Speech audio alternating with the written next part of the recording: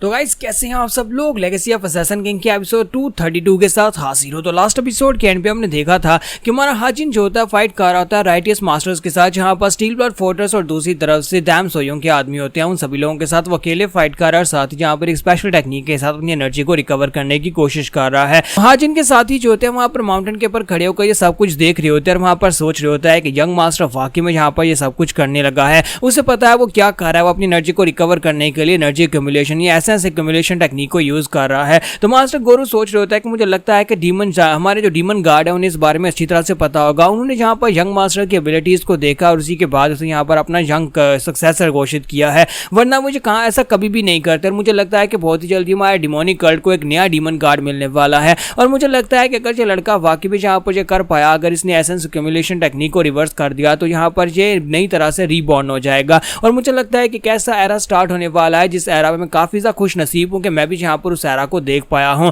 Demon guard की तरह ही ये भी यहाँ पर एक डीमन गार्ड बनने वाला है। ये खुद यहाँ पर उस लेवल पर पहुंचने वाला है जहाँ पर ये मौत से होकर वापस आया और अब दोबारा कभी मर नहीं सकता। जैसे हमारे डीमन गार्ड है वो एक एब्सोल्यूट बीइंग है, वो इतने पावरफुल है कि कोई उनकी तरफ आंख उठाकर नहीं देख सकता। और मुझे लगता है कि बहुत ही जल्दी हमारा यंग मास्टर भी बिल्कुल डीमन गार्ड की तरह ही हो जाएगा। वो भी एक ऐसी एग्जिस्टेंस बन जाएगा जिसको कोई भी यहाँ पर आंख उठाकर नहीं देख पाएगा। तो मास्टर गोरू हमारे गार्ड माँ से कहते हैं कि डोंगफिल मैं चाहता हूँ कि तुम तैयारी करो, तुम्हें यहाँ पर हिमालय डीमन ब्लेड को तैयार करना होगा। तो वो कहता है लेकिन मास्टर गोरू आप क्यों चाहते हैं कि मैं हिमालय डीमन ब्लेड को तैयार करूं। तो वो उसे कहता है कि मुझे लगता है कि तुम्हारे यंग मास्टर को बहुत ही जल्दी उसकी जरूरत पड़ने वाली है। जैसे ही वो अपनी एसेंस एक्यूमुलेटिंग टेक्निक के साथ अपनी एनर्जी को पूरी तरह से रिकवर कर लेगा और पूरी तरह से रीबॉर्न हो जाएगा, उस वक्त उसे अपने ब्लेड की जरूरत पड़ेगी और इसी ब्लेड की मदद से वो यहाँ पर बाकी अपने दुश्मनों को मारने वाला है। तो हमारा डोंगफिल उसे कहता है जी ठीक है। और इसी के साथ ही वो कहता है कि मैं तो यहाँ पर इन सभी जूनियर से बहुत ज्यादा जेलस हो रहा हूँ, काश मैं भी यहाँ पर इसी तरह जूनियर होता और मैं भी यहाँ पर यंग होता तो मुझे भी यहाँ पर इसकी तरह एंजॉय करने का मौका मिलता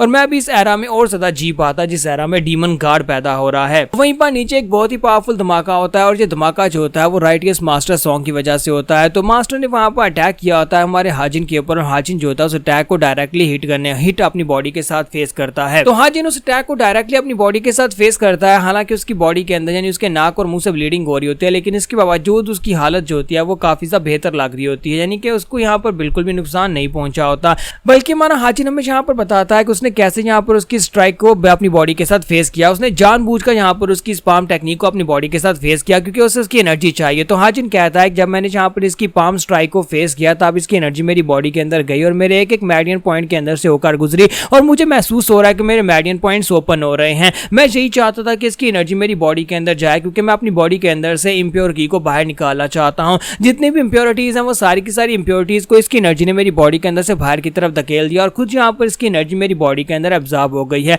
मुझे महसूस हो रहा है कि इसकी एनर्जी मेरे लोअर डेंटियन से होते हुए मेरे हर एक बॉडी के पॉइंट तक जा रही है, हर की पॉइंट तक जहां पर मेरे कोर्स हैं उस जगह के पर पहुंच रही है और मैं इस एनर्जी की मदद से अपनी बॉडी को रिकवर कर पा रहा हूं। मुझे महसूस हो रहा है कि मेरी बॉडी यहाँ पर बड़ी तेजी के साथ रिकवर कर रही है। अब जबकि मैंने यहाँ पर इस एनर्जी को अपनी बॉडी का हिस्सा बना लिया तो मुझे लगता है कि बहुत ही जल्दी यहाँ पर मेरे जख्म बड़ी तेजी के साथ हील हो जाएंगे और सिर्फ जख्म ही हील नहीं होने वाले बल्कि मेरी जो डेंटियन है, जो मेरी मेन कोर है, वो भी यहाँ पर रेबलिश हो रही है और बड़ी तेजी के साथ वो आसपास की एनर्जी को सोख रही है और इस एनर्जी को सोखने के बाद वो और भी ज्यादा स्ट्रॉन्गर हो जाएगी और मेरी डिमोनिक एम्परर की भी और भी ज्यादा पहले से स्ट्रॉन्गर हो जाएगी। मुझे लगता है कि बहुत ही जल्दी मैं यहाँ पर अपने आप को बेहतर बना लूंगा और मैंने जो टेक्निक का सोचा था वो टेक्निक वाकई में काम कर रही है। इस टेक्निक को परफॉर्म करने के लिए पॉजिटिव रिवर्स और फ्यूजन टेक्निक को यूज किया जाता है जिससे हम लोग अपनी रिकवरी आर्ट कहते हैं, लेकिन रिकवरी आर्ट में रिवर्स टेक्निक को यूज करना बहुत ज्यादा मुश्किल होता है। और इस वक्त मैं जिस डिमोनिक आर्ट को यूज कर रहा हूँ इसे reverse human essence accumulating art कहा जाता है और इसी आर्ट की मदद से मैं अपने आप को रेजरेक्ट करने वाला हूँ। हमारा हाजिन जो होता है जैसे वहां पर पहले से काफी बेहतर महसूस करता है तो फिर से गायब हो जाता है। तो इसी के साथ ही वो मास्टर कहता है कि वो कहां पर चला गया। फिर साथ ही साइड के ऊपर से उसे आवाज आती है कि उसके साथी मार रहे होते हैं।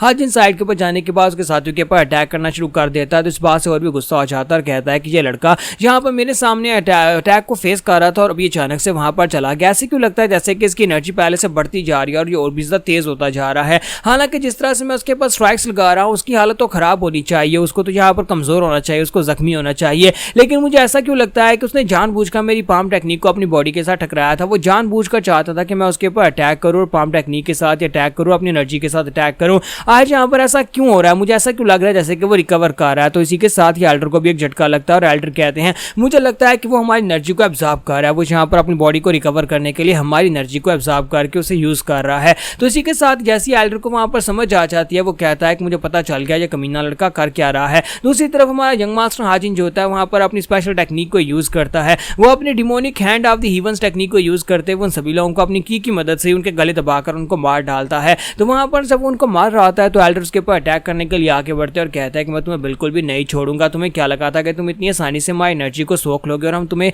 कुछ भी नहीं कहेंगे। तो जैसे ही वो आगे बढ़कर उसे एक जबरदस्त पंच मारता है वहां पर एक जबरदस्त धमाका होता है, वहां पर काफी सारी एनर्जी निकलती है। लेकिन इसी धमाके के बाद दिखाते हैं कि उसका हाथ जो होता है हाजिन के करीब जाकर रुक चुका होता है, क्योंकि हमारा हाजिन उसका हाथ पकड़ लेता है। और इस बात से एल्डर भी काफी ज्यादा हैरान होता है और कहता है कि ऐसा कैसे हो सकता है, इसने यहाँ पर मेरे अटैक को पूरी तरह से ब्लॉक कर लिया और ऊपर से मेरी एनर्जी इसके ऊपर कोई भी इफेक्ट नहीं कर पा रही, क्योंकि हमारा हाजिन अपनी एनर्जी को उस हद तक रिकवर कर चुका है कि अब एल्डर की एनर्जी उसके ऊपर बिल्कुल भी असर नहीं करने वाली और ना ही हमारे हाजिन की बॉडी को कोई नुकसान पहुंचने वाला है। एल्डर उसे कहता है कि देखता हूं कि तुम यहाँ पर इसको कैसे हैंडल करते हो, और साथ ही वो दूसरे हाथ में पंच बनाता है और इसी के साथ ही वहां पर अपना पांव ग्राउंड के ऊपर मारकर एक जबरदस्त पंच मारने की कोशिश करता है। उसे लगा था कि वो हाजिन के ऊपर प्रेशर डालकर उसे अपना हाथ छुड़वा पाएगा, लेकिन हमारे हाजिन ने इतनी मजबूती के साथ उसका हाथ पकड़ा होता है और साथ ही अपने डिमोनिक एम्परर की को यूज किया होता है, जिसकी वजह से वो अपना हाथ नहीं छुड़वा पाता और फिर साथ ही हमारा हाजिन उसका हाथ तोड़ देता है। वो जंप करते पीछे की तरफ हटता है और कहता है कि इस कमीने ने जहां पर मेरी कलाई को तोड़ दिया, इसके डिमोनिक एनर्जी इतनी स्ट्रॉन्गर कैसे हो गई कि ये वहां पर मेरे हाथ के जरिए से मेरी हड्डियों तक चली गई है। तुम्हारा हाजिन उसे कहता है कि मैंने सुना है कि तुम यहाँ पर म्यूरियम के टॉप 10 मार्शल मास्टर्स में से एक हो, और अगर तुम टॉप 10 मार्शल मास्टर्स में से एक हो तो फिर मुझे लगता है कि तुम कम से कम मेरे सामने इतनी देर तो टिक ही सकते हो। ये बात ठीक है कि तुम काफी ज्यादा बेहतर हो, लेकिन अब यहाँ पर तुम्हारा समय पूरा हो चुका है। तो यहाँ पर हमारी एपिसोड 232 का एंड करेंगे और नेक्स्ट एपिसोड में देखेंगे कि हमारा हाजिन इसको कैसे फिनिश करने वाला है।